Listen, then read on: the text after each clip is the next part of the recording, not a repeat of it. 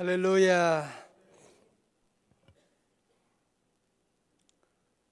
주님 우리와 함께 하시고 주님 우리의 기도 들어주시고 주님 오늘도 우리의 길을 인도하시는 줄로 믿습니다. 볼륨을 조금만 올려주세요. 장자의 외편에 나오는 이야기인데요. 하루는 장자가 조릉이라고 하는 큰 저택에 놀러가서 한가롭게 놀고 있는데 가시 한 마리가 날아왔어요. 그래서 장자가 가시를 잡으려고 이렇게 쟁걸음 가는데 가시가 얼마나 예민한 동물입니까? 그런데 움직이질 않고 있는 거예요. 이상하다. 가시가 움직이지 않고 있나 싶었더니만 가시가 장자가 오는 것도 모르고 사마귀 정신이 팔려가지고 사마귀를 잡아먹으려고 집중해서 보느라고 장자가 오는 것도 모르고 있는 거예요. 자, 그런데 사마귀는 또 가시가 자기를 잡아먹으려고 오는 것도 모르고 매미 잡으려고 이제 집중돼 가지고 거기에 있게 되고, 또 매미는 사마귀가 자기를 잡아먹으려고 하는 것도 모르고 한가롭게 놀고 있더라는 그런 얘기를 하면서, 참 이런 미물을 보면 참으로 한심한 참 어리석은 존재구나. 지가 죽는 것도 모르면서 다른 것들을 잡아먹으려고 하고 있는 어리석은 모습이구나 하는 것을 깨닫고 생각하고 있는데, 누가 버럭 소리를 지른 거예요. 이봐요, 누구요? 여기 들어와서는 안 되는 곳인데. 깜짝 놀라가지고 나중에 그거 깨닫게 된 거죠. 자신은 미물의 어리석음을 생각하고 있는데 미물만 어리석은 것이 아니라 자신도 들어와서는 안 되는 곳에 지금 들어와가지고 다른 사람들부터 야단을 맞고 있는 그런 어리석은 존재이구나라고 하는 것을 얘기하고 있습니다. 이걸 읽으면서 참 옛날 얘기지만 이거 오늘날 우리도 얘기이기도 하고요. 오늘날 여러분들이 주변 보세요. 매스컴 보세요. 모든 사람들은 서로 남을 죽이려고 그렇잖아요. 여당은 야당을 죽이려고, 야당은 여당을 죽이려고 하고, 모두가 다 남을 죽이려고 전부 다 소리 지르고 있는 우리 대한민국 보십시오. 한 가지만 알았지 모르고 있는 것이 뭐냐? 그러면 자신이 죽게 되는데 자기가 죽고 있는 걸 모르고 모든 사람들은 서로 남을 죽이려고 애쓰고 힘쓰고 나가는 이런 참 안타까운 오늘 우리의 모습을 보고 있지 않습니까? 성도 여러분, 오늘 고린도서 15장의 말씀은 부활장이잖아요. 고린도 15장 무슨 장이라고요? 부활장. 부활장에서 사도 바울은 내가 자랑할 게 있다는 거예요. 내가 여러분들 향해서 내가 자랑할 것이 하나 있는데 그 얘기를 하는 거야. 자랑할 것이 있다. 사도 바울의 자랑은 뭔가요? 자, 그것이 바로 31절에 나오고 있습니다. 예수님을 만난 사도 바울은 뭘 자랑하고 있느냐? 자, 오늘 15장 31절 다 같이요. 크게 시작. 형제들아, 내가 우리 주 안에서 가진 바 너희에 대한 나의 자랑을 두고 단언하노니 나는 날마다 죽노라. 아멘. 세상 사람들은 날마다 살기 위해서 몸부림치는데 사도 바울은 뭘 그게 자랑할 게 있다고? 안 그래요? 사도 바울의 자랑이 나는 대단한 줄 알았는데 그의 자랑은 뭐예요? 나는 날마다 죽노라. I die every day.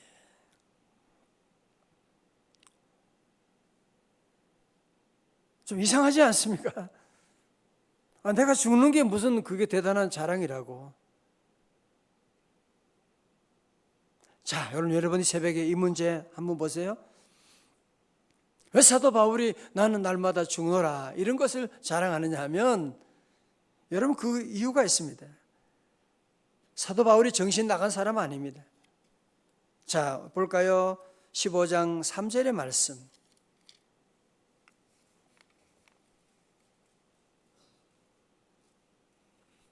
15장 3절의 말씀. 내가 받은 것을 먼저 너희에게 전하였노니 이는 성경대로 그리스도께서 우리 죄를 위하여 죽으시고, 4절 다 같이요. 시작. 장사 지낸 바 되셨다가 성경대로 사흘 만에 다시 살아나사. 아멘. 자, 여러분, 예수님의 삶은 뭐예요? 두 가지잖아. 뭐예요? 우리를 위해서 죽으시고 다시 살아나시고. 그렇습니다. 예. 예수님은 성경대로 죽으시고 우리 주님은 다시 살아나셨다. 그리고 그 부활의 주님은 베드로와 제자들에게 또 500개 형제들에게 나타나게 되었다는 거예요. 그냥 부활했다고 치고라고 하는 게, 그냥 심리적으로 부활했다고 하는 것이 아니라 우리 주님은 역사적으로 부활하시고 제자들과 그리고 500의 형제들에게 나타나셨고, 그것만이 아닙니다. 그 부활의 주님은 8절의 말씀,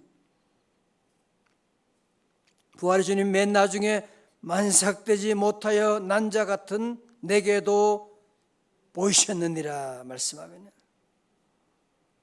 자, 저 보세요. 그러니까 사도 바울이 나는 날마다 죽노라 이렇게 자랑할 수 있는 근거가 어디 있느냐 하면, 여러분, 바울이 무슨 정신없는 사람 아니거든요. 바울이 어리버리한 사람 아니거든요. 바울은 석학 중에 석학이거든요. 그런데 사도 바울이 이런 얘기하는 이유가 무엇이냐면 부활의 주님을 만났으니까.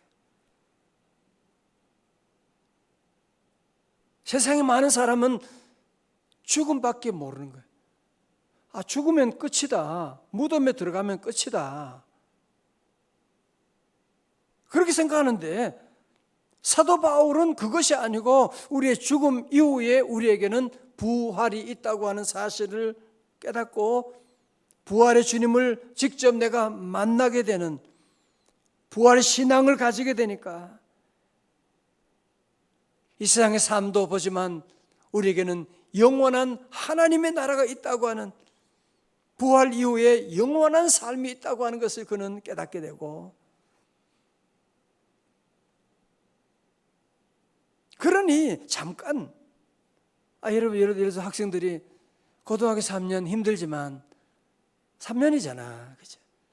3년 동안 고생하게 되면 이제 이후에 대학 가게 되고, 대학 갔다 오면 좋은 직장, 결혼과 모든 일이 주어지는데, 그거 생각하면 3년 고생 못 하겠어요? 고시 준비하는 사람들, 내가 이 고시 이후에 있을 생각하면 고시 그거 힘들지만 그거 이후에 내게 주어지는 이 축복을 생각하면 뭐 그거 아무것도 아니죠. 바울이 그걸 본 거예요, 지금. 자, 여러분, 바로 앞에 30절 보실까요? 또 어찌하여 우리가 언제나 위험을 무릅쓰리요 말씀하는, 무슨 말입니까? 내게 부활이 없다면,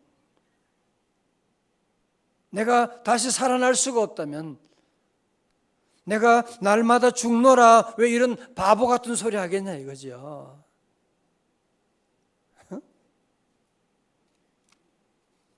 자, 잘 보세요. 그러니까 사도 바울이 부활의 주님을 만나고 나니까 계산이 나오는 거예요. 부활의 주님을 만나기 전에는 이 세상의 삶이 전부니까. 학생들 가운데 보면 내일을 보지 못한 학생들은 고등학교 이렇게 좋은 때 먹고 놀고 술 먹고 바람, 여자들 막 애들 이렇게 재미있는 이런 젊을 때 놀고, 물론 그렇게 말할 수가 있지만 고등학교 3년이 전부가 아니잖아요, 인생에. 고등학교 3년 전부가 아니라 그 이후에 거의 앞으로 100년이라고 하는 세월이 있는데, 그거 생각하면 잠잘 수가 없는 거죠. 그거 생각하면 공부하지 않을 수가 없는 거죠. 여러분, 그러니까 사도 바울은요, 부활의 주님을 만나고 나니까 계산이 나오는 거예요. 잠깐 있다가 아둥바둥 거리면서 걱정하면서 두려워하면서 사는 인생이 아니라 내게는 영원한 하나님의 나라, 부활 이후에 주님과 함께 사는 그 영원한 나라를 생각하니까 왜 내가 손해날 일을 하겠느냐 말이죠. 이것이 바로 사도 바울의 합리적인 결론이 아니겠습니까? 사랑하는 성도 여러분, 우리 주님은 죽으시고 사흘 만에 부활하신 분이십니다. 우리 주님은 부활의 첫 열매가 되셨고 오늘 저와 여러분에게도 우리의 삶도 이 땅의 삶이 전부가 아닙니다. 이 땅의 삶은 다 잠깐이고 여러분이 70년 살아도 다 화살이 날아가는 것처럼 다 잠깐, 80년 살아도 마찬가지고 우리에게는 영원한 하나님의 나라, 나는 부활이요 생명이니 나를 믿는 자는 죽어도 살겠고 무릇 살아서 나를 믿는 자는 영원히 죽지 아니하리라. 성도 여러분, 사도 바울이 나는 날마다 죽노라라고 하는 이 고백을 하는 그가 바보가라서 그런 거 아니거든. 그는 부활의 주님을 만나고 나니까 내가 죽을 때만이 살아날 수 있는 것을 깨닫게 되는, 내가 오늘 죽을 때 내일 살아나게 되는 이 놀라운 비밀을 깨닫게 되는. 여러분, 그래서 이 9절의 말씀을 고린도서 15장 31절의 말씀을 15장이라고 하는 이 컨텍스트에서 여러분이 보셔야 돼요. 부활장에서 그 대전제를 가지고 지금 나는 날마다 죽노라 이 얘기를 지금 하고 있구나. 성도 여러분, 우리 한국 교회사도 2600여 명의 순교자가 나오는 그 원동력이 뭐예요? 부활신앙이 있으니까. 내가 죽어도 다시 살게 되는, 이 땅에서 비굴하게 하나님 없이 하나님 부인하고 지옥 가는 것보다는 차라리 이 땅에 고난당하고 내게 영원한 하나님의 나라 부활 이후에 그 삶을 준비하면서 저들은 순교의 자리까지 들어갈 수가 있는. 여러분 잘 들어보세요. 그래서 우리의 신앙의 출발점은 예수님의 십자가에서. 그러나 우리 신앙의 종착점, 결승점은 어디냐면 예수님의 부활인 것입니다. 죽으시고 부활하신 만왕의 왕. 죽으시고 부활하신 만왕의 왕. 고린도서 15장에서 우리 사람들이 그걸 부활의 진리를 못 깨달으니까 씨에 대한 비유도 얘기하잖아. 씨가 죽으면 거기서 죽어서 거기서 다시 나무가 되어 열매를 맺게 되고, 세상의 모든 것도 이 죽음으로 말미암아 다시 살아나게 되는, 겨울 내내 다 죽었던 것처럼 나무들이 보이지만 봄이 되어 보세요. 다 모든 나무가 다시 싹이 나고 꽃이 피게 되는 그 날이 오게 될 건데, 인생의 겨울이 왔다고 많은 사람들이 낙심하고 절망하고 죽어버려야지. 그건 겨울밖에 못 보니까 그런 소리 하는 거예요. 겨울이 지나면 봄이 오는 것을 여러분이 알고, 추운 겨울 가운데도 우리 성도들은 늘 봄을 볼 수가 있어요. 봄이 오는 소리를 들어야 돼요. 봄이 이제 얼마 있으면 봄이 올 거니까. 우리 인생도 사는 동안에 때로 어려움도 많지만 늘 우리는 기억하고 늘 부활신앙을 가지고, 부활신앙은 어디서 시작된다고요? 십자가에서 시작되는 거예요. 아브라함이 그의 아들 이삭을 하나님께 드릴 수 있는 것도 왜 부활신앙을 가지고 있으니까, 부활신앙이 있으니까 그렇게 말하는 거죠. 나는 날마다 죽노라. 부활신앙이 있으니까 그런 얘기하는 거죠. 초대교사를 공부하면 순교사를 배우거든요. 순교사. 그 가운데 가장 인상적인 분은 바로 폴리갑이라고 하는 분이에요. 서머나 감독으로서 86세에 순교를 당하게 됩니다.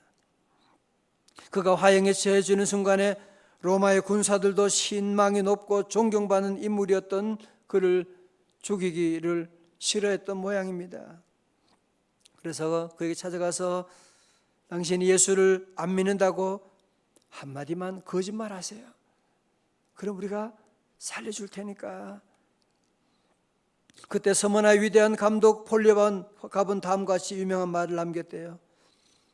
예수님은 86년 동안 나에게 한 번도 거짓말을 하신 적이 없는데, 예수님은 나에게 한 번도 나를 배신한 적이 없으신데 내가 어찌 구차한 생을 살겠다고 거짓말하겠소? 나를 죽이시오. 결국은 화형을 당하고 순교하게 되는, 그리고 그는 마지막에 원수를 위해서 기도한 다음에 장작더미에 올라서 장렬하게 순교하게 되는, 이 사람이 무슨 죽음이 두렵지 않았겠어요? 죽음이 두렵지요.